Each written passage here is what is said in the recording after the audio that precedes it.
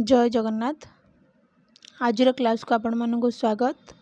आज class T रहिबो OPSC PGT paper 3 रो unit 3 जोटा कि रही दी उपेन्द्र भंजक उपरे। पूर्व क्लास रे आमे दीनकृष्ण दासक उपर आलोचना करथिले, तांकर बहुत गुडे एमसीक्यू आलोचना करथिले। एई क्लास रे आमे आलोचना करिबा उपेन्द्र भंजकर बहुत गुडे क्वेश्चन आलोचना करिबा। तो चलतु क्लास टी स्टार्ट करवा। आपण मैंने भिडियोटी को फास्ट टू लास्ट जाके देखूँ। जदि चैनल नुआ आसछन तेबे चैनल को सब्सक्राइब करूँ। जदि भिडियोटी भल लगे तो लाइक करूँ, सांगसाथी मानू शेयर करूँ और कमेंट निहाती जणातु। तो चलतु स्टार्ट करवा। एक नंबर प्रश्न कौन देछि, उपेन्द्र भंजक केउ काव्यटी चौतीसा नियम रे रचित। प्रश्न होछि उपेन्द्र भंजक केउ काव्यटी चौतीसा नियम रे रचित। यार उत्तर छांदभूषण। उपेन्द्र भंजक छांदभूषण काव्यटी चौतीसा नियम रे रचित।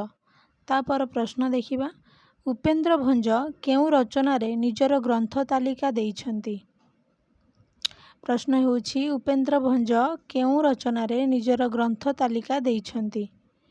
यार उत्तर होछि चित्रकाव्य बंधोदय। तापर प्रश्न, उपेन्द्र भंजकर रसपंचक केउ प्रकारर ग्रंथ। प्रश्न होछि उपेन्द्र भंजकर रसपंचक केउ प्रकारर ग्रंथ। यार उत्तर अलंकार ग्रंथ। उपेन्द्र भंजकर रसपंचक अलंकार ग्रंथ।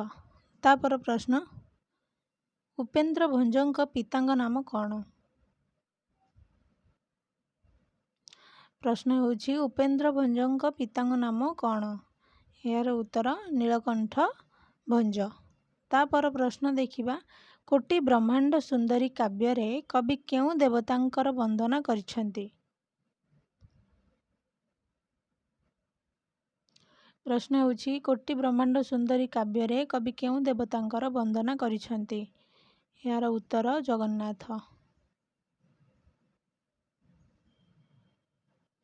तापर प्रश्न देखिबा, निर्मल चंद्र मंडल शरदे बिरजी दिशे जथा दर्पक दर्पणे थिले माजी चाहि कुमर कातर लेखि आरंभिला बसी विनय पतर। यह केउ काव्यर अंश विशेष। यार उत्तर होछि प्रेम सुधानिधि।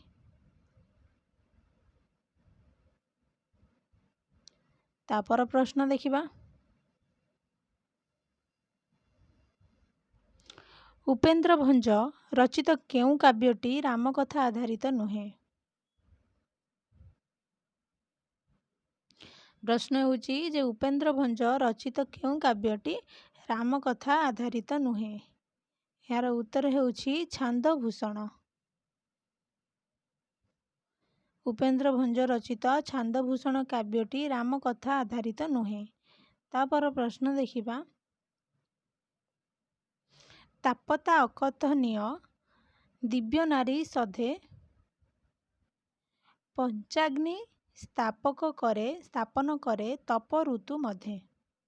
एई धाड़ीटी केउ काव्यरु आसीछि। प्रश्न होछि तापता अकथनीय दिव्य नारी श्रद्धे पंचाग्नि स्थापन करे तप ऋतु मध्य। एई धाड़ीटी केउ काव्यरु आसीछि। यार उत्तर होछि लावण्यवती। तापर प्रश्न देखिबा, नीलाद्रिश चौतीसार कवि किए।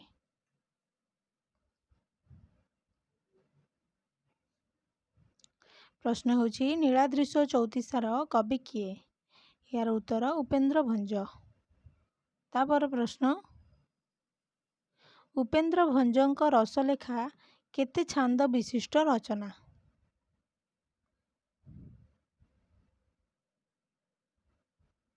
प्रश्न होछि उपेन्द्र भंजक रसलेखा केते छांद विशिष्ट रचना। यार उत्तर 22 छांद विशिष्ट रचना।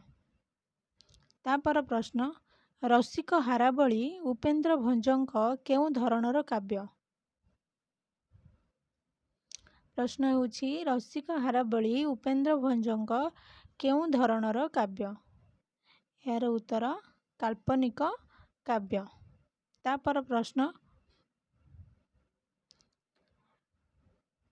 प्रेम सुधानिधि केते छांद विशिष्ट रचना।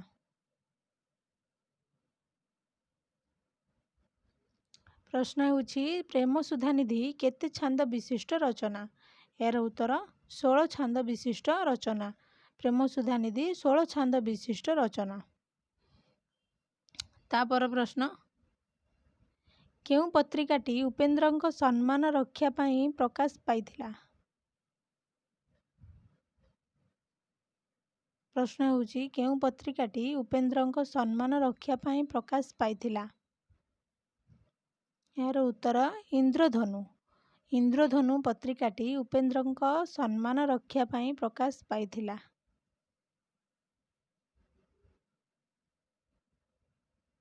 तापर प्रश्न लावण्यवती काव्यर केउ छांदरे चंद्रभानुर राज्य शासन वर्णना करा जाइछि। प्रश्न होउछि लावण्यवती काव्यर केउ छांदरे चंद्रभानुर राज्य शासन वर्णना करा जाइछि। यार उत्तर अष्टचत्वारिंश। लावण्यवती काव्यर अष्टचत्वारिंश छांदरे चंद्रभानुर राज्य शासन वर्णना करा जाइछि। तापर प्रश्न पुष्पकेतु केउ काव्यर नायक।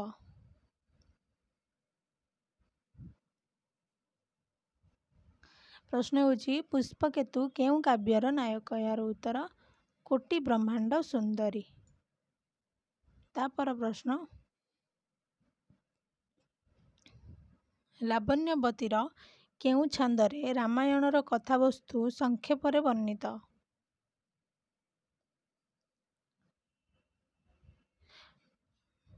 प्रश्न होउछि लावण्यवतीर केउ छांदरे रामायणर कथावस्तु संक्षेपरे वर्णित। यार उत्तर पंचदश छंद।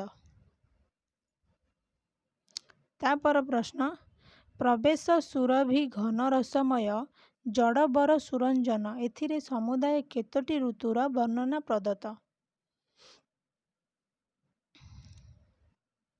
यार उत्तर होउछि तीनोटी ऋतु। तापर प्रश्न केउटी उपेन्द्र भंजଙ୍କ रचना नुहे।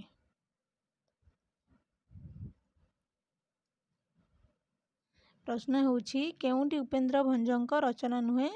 एटार उत्तर होउछि रसनिधि उपेन्द्र भंजଙ୍କ रचना नुहे। तापर प्रश्न देखिबा बामे बामावर स्थिति दक्षिणे लक्ष्मण जति मध्ये विजय केउ श्यामल सुंदर उप इंद्रभंज चिंती। यह लावण्यवतीर केउ छांदरू आसीछि।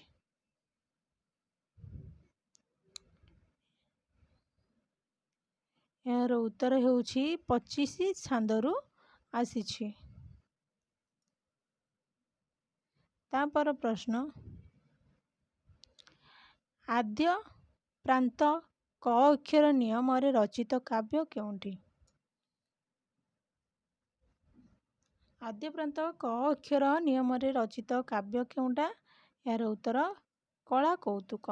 कला कौतुक क अक्षर नियम रे रचित।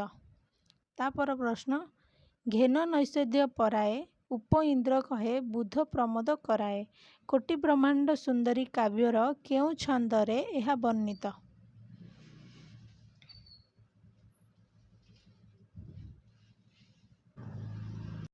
यार उत्तर होउछि एकादश छंद।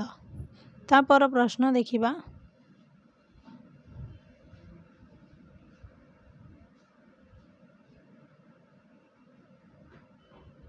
लावण्यवती काव्य ग्रंथटी केते पद विशिष्ट बोली कवि निजे व्यक्त करिसंती। प्रश्न होउछि लावण्यवती काव्य ग्रंथटी केते पद विशिष्ट बोली कवि निजे व्यक्त करिसंती। यार उत्तर होउछि 2361टी। तापर प्रश्न कहे उप इंद्रभंज मु लभिछि शबद सागर पार यह केउथिरु आसीछि। यार उत्तर कोटि ब्रह्मांड सुंदरी। तापर प्रश्न लावण्यवती काव्यर छांद संख्या केते।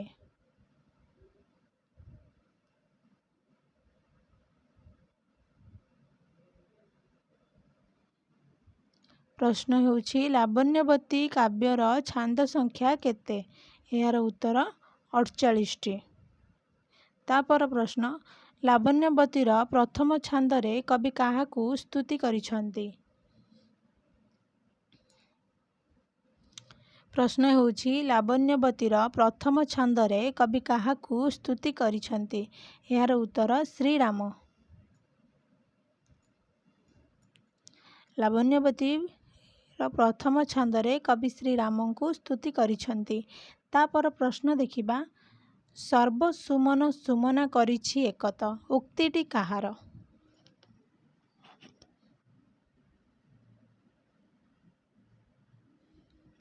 ଏହାର ଉତ୍ତର ହେଉଛି ଉପେନ୍ଦ୍ର ଭଞ୍ଜ। ତାପର ପ୍ରଶ୍ନ ବୈଦେହୀଶ ବିଳାସର ଛାନ୍ଦ ସଂଖ୍ୟା କେତେ? ପ୍ରଶ୍ନ ହେଉଛି ବୈଦେହୀଶ ବିଳାସର ଛାନ୍ଦ ସଂଖ୍ୟା କେତେ? ଏହାର ଉତ୍ତର 52 ଛାନ୍ଦ ବିଶିଷ୍ଟ ରଚନା। ତାପର ପ୍ରଶ୍ନ ଉପେନ୍ଦ୍ର ଭଞ୍ଜଙ୍କ ଚୌପଦୀ ଚନ୍ଦ୍ର କି ଧରଣର ରଚନା?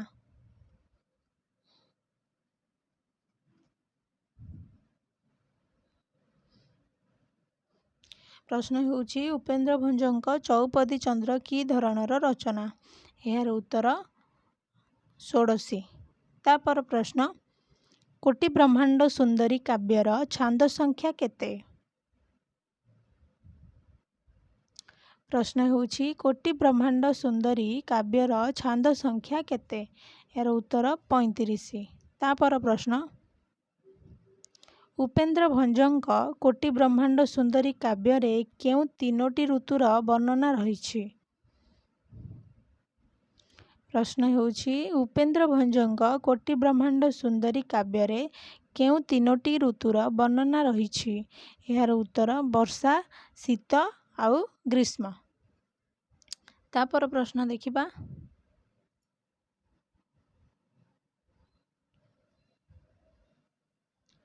ଉପେନ୍ଦ୍ର ଭଞ୍ଜ କେତୋଟି ଗ୍ରନ୍ଥର ରଚୟିତା ବୋଲି ଚିତ୍ରକାବ୍ୟ ବନ୍ଦୋଦୟ କାବ୍ୟରେ ଉଲ୍ଲେଖ କରିଛନ୍ତି?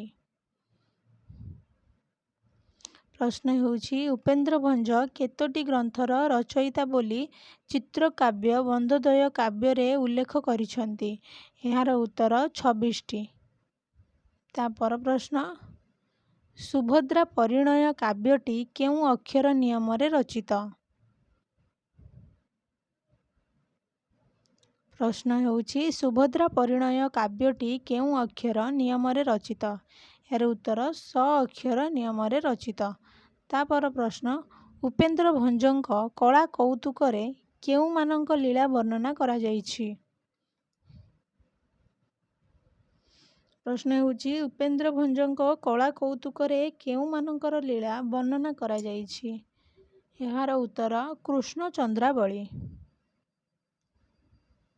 ଉପେନ୍ଦ୍ର ଭଞ୍ଜଙ୍କ କଳା କୌତୁକରେ କୃଷ୍ଣ ଚନ୍ଦ୍ରାବଳୀମାନଙ୍କର ଲୀଳା ବର୍ଣ୍ଣନା କରାଯାଇଛି। ତାପର ପ୍ରଶ୍ନ ଦେଖିବା କେଉଁ କାବ୍ୟରେ କବି ନିଜ କାବ୍ୟକୁ ଘେନ ନୈଷଧ୍ୟ ପରାଏ ବୋଲି କହିଛନ୍ତି?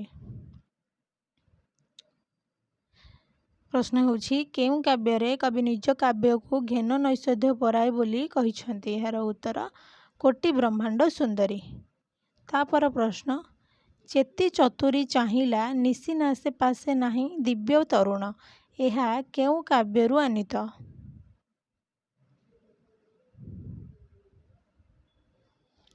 ଏହାର ଉତ୍ତର ହେଉଛି ଲାବଣ୍ୟବତୀ। ତାପର ପ୍ରଶ୍ନ ଉପେନ୍ଦ୍ର ଭଞ୍ଜଙ୍କ କେଉଁ ଚଉତିଶାଟିରେ ବିବିଧ ଅଳଙ୍କାର ବିନିଯୁକ୍ତ? ଏହାର ଉତ୍ତର ଯମକରାଜ। ତାପର ପ୍ରଶ୍ନ ଦେଖିବା ଲାବଣ୍ୟବତୀର ତ୍ରିଂଶ ଛାନ୍ଦ କେଉଁ ରାଗରେ ରଚିତ? ପ୍ରଶ୍ନ ହେଉଛି ଲାବଣ୍ୟବତୀର ତ୍ରିଂଶ ଛାନ୍ଦ କେଉଁ ରାଗରେ ରଚିତ? ଏହାର ଉତ୍ତର କଳସା। ତାପର ପ୍ରଶ୍ନ ଲାବଣ୍ୟବତୀର ସ୍ୱପ୍ନ ଦର୍ଶନ କେଉଁ ଛନ୍ଦରେ ବର୍ଣ୍ଣିତ? ପ୍ରଶ୍ନ ହେଉଛି ଲାବଣ୍ୟବତୀର ସ୍ୱପ୍ନ ଦର୍ଶନ କେଉଁ ଛନ୍ଦରେ ବର୍ଣ୍ଣିତ? ଏହାର ଉତ୍ତର 11। तापर प्रश्न देखिबा लावण्यवती रे ग्रीष्म ऋतु वर्णना केउ छांदरे रहिछि। प्रश्न हेउछि लावण्यवती रे ग्रीष्म ऋतु वर्णना केउ छांदरे रहिछि। एहार उत्तर 40। लावण्यवती रे ग्रीष्म ऋतु वर्णना 40तम छांदरे रहिछि। तापर प्रश्न आजिर शेष प्रश्न उपेन्द्र भंजक रस पंचकरे थिबा चौतीसा गुड़िकरे व्यंजन वर्ण केउ अनुक्रम रहिछि।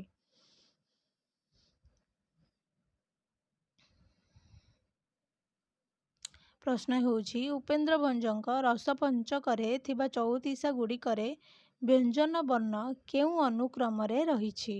एहार उत्तर पादर प्रांतरे।